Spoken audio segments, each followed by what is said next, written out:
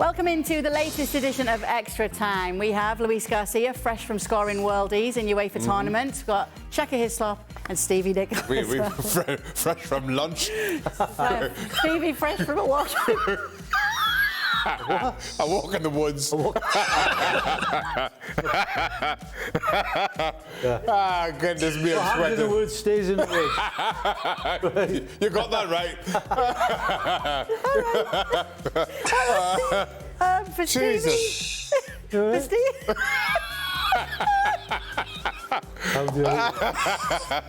How dare you? Oh, boy. Go down in the woods tonight. Be sure. You're in for a big surprise. All right. Okay. Stay there, For Extra Stevie, Time. who do you think is the best team after Mbappe's saga is now over? Real Madrid or Manchester City? Manchester City. Real Madrid's, on paper, Real Madrid are like scary. But unfortunately, the game's not played on paper. You've got to actually put it all together. And we know exactly what City's all about. We don't quite know what Real Madrid are all about with Mbappe. So, I still right now, if there's a game tomorrow, I would fancy City. Do you guys agree? City? Nah, Madrid? I'm taking Real Madrid, you know. Real Madrid. I'm taking a fully fit Real Madrid. Real Madrid suffered a lot with injuries all season long. Fully fit, add Mbappe. I'm taking Real Madrid. Luis Garcia, tiebreaker here. Oh, always. But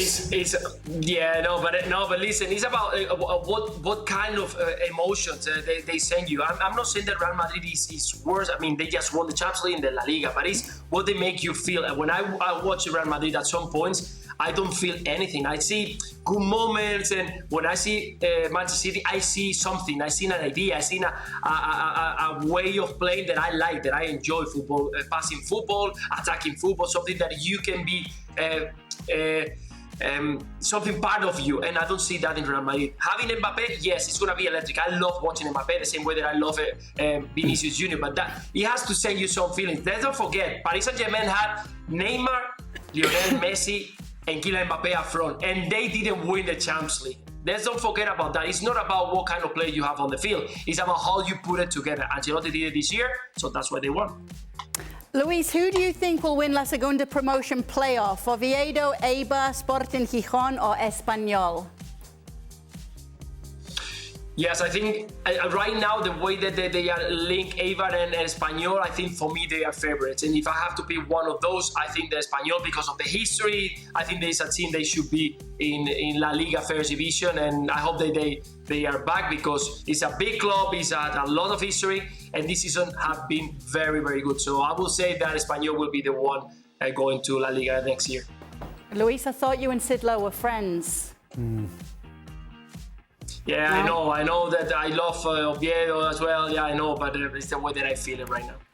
Okay, as part of the way too early Premier League predictions, could you include a projected league point total, expected goal differential, and the identity and goal tally of each team's predicted top scorer? No. 12. 12 for everything. All right, there we go. Kay, with everyone doing early predictions for next season, what's your early prediction for Middlesbrough? Michael Carrick staying on? Just thought I'd put that out there. Can't believe that topic did not make the show tonight. But playoffs is what I would say. Nobody knows what to say to that. No, nobody knows what I'm talking about like you. What? Who is that? You All right. seem very excited. I'm very excited. Luis? What league are they in?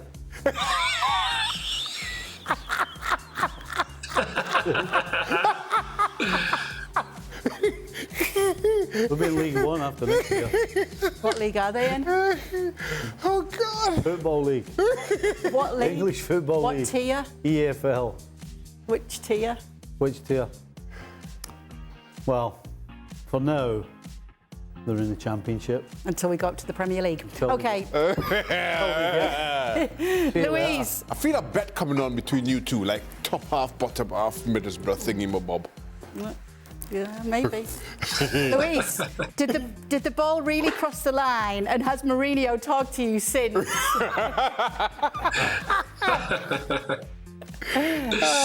He did cross the line, and I had the chance of meeting Mario a couple of times, but we never talked about it. We always give a big hi, how are you, how you feeling, how is things going, but we never talked that topic. So I'm not sure if he's still angry with the situation or not, but he mentioned it a couple of times. So yeah, I'm sure that he remembers the moment. Yeah, he did cross the line. So, Louise, do you honestly, right? I know you've got to say cross the line. Do you really, really, really honestly think that it crossed the line, or you not care and you just say it crossed the line anyway? No. I care, and I always try to be as honest as possible. And I saw the ball going in, and I start celebrating. I always say the same thing. Look at my reaction. There is no doubt. There is no concern about where the referee. I don't look at anyone. I just see the ball going in and just start celebrating. I don't even wait for the ball to be clear. I just saw the ball going in, and before even clear the ball, I'm just already running and celebrating. So that's the best reaction, and I think that's the best answer when they ask me about if he did cross the line. So obviously crossed the line. I don't care whether it crossed or not. They gave it. For the guys, who is your favourite opponent to play against? Oh, God. Is that such a thing? Anybody who was fat, slow, and couldn't play football. There you go. Perfect. No, but you know, they often say in Spanish football it's their favourite victim. Like, who was the team that you always beat? Phew. We beat a lot of teams all the time.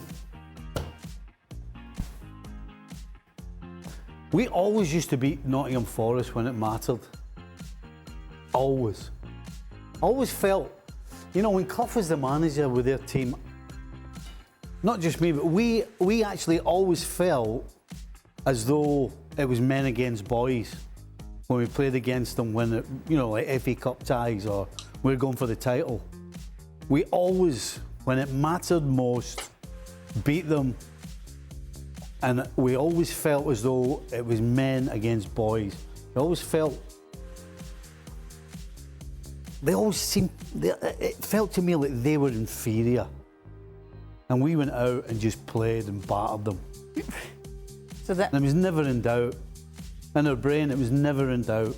So, okay, so to this point, if we were to say, was there a team that you looked forward to playing because you liked the challenge, you liked coming up against this team? Was there anyone like that where you actually loved it and relished it? No, I'd rather play against the worst team in the world every week. The challenge. No, the challenge is, right, we want 3 points, we want to beat them, and the worse they are, the more chance there is that we're going to beat them.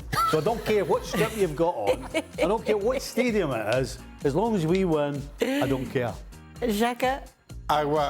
To the question, I don't think there was a team that you really look forward to playing against. There's a few teams you dreaded playing against.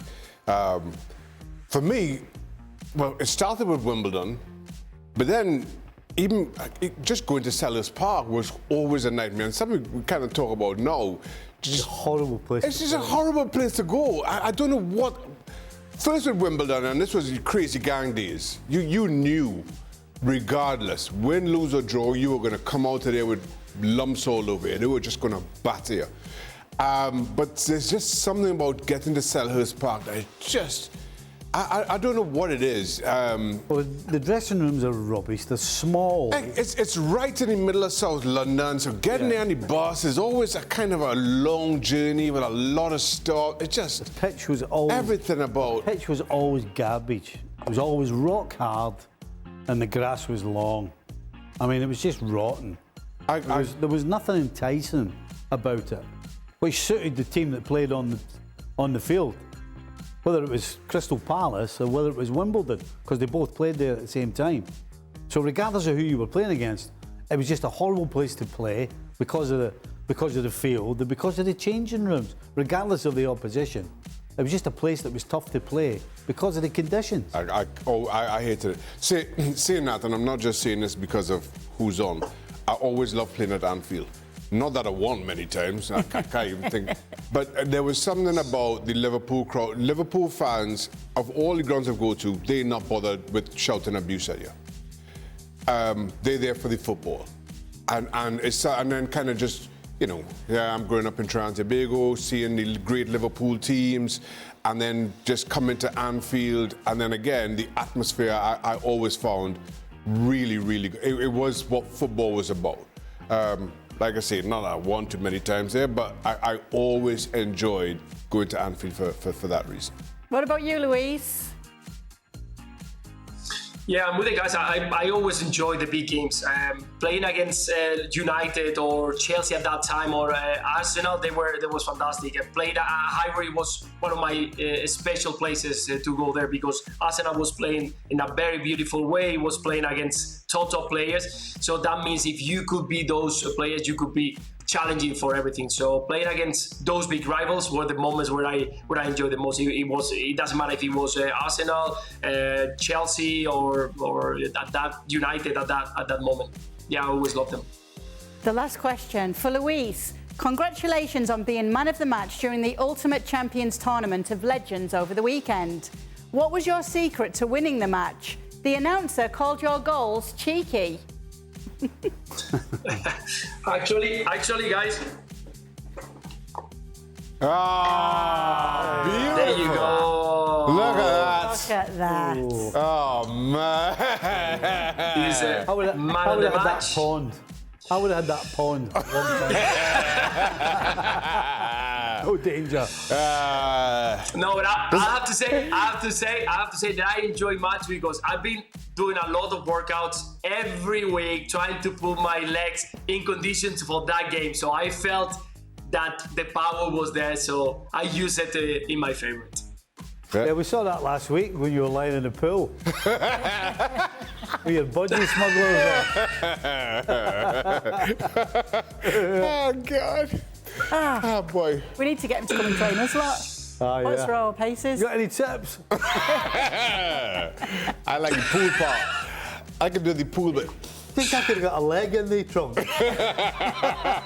that's a scarier thought than you can imagine, Stevie. All right, well, we better leave it there then. Thank you so much for sending in your questions. We'll be back tomorrow to do it all over again.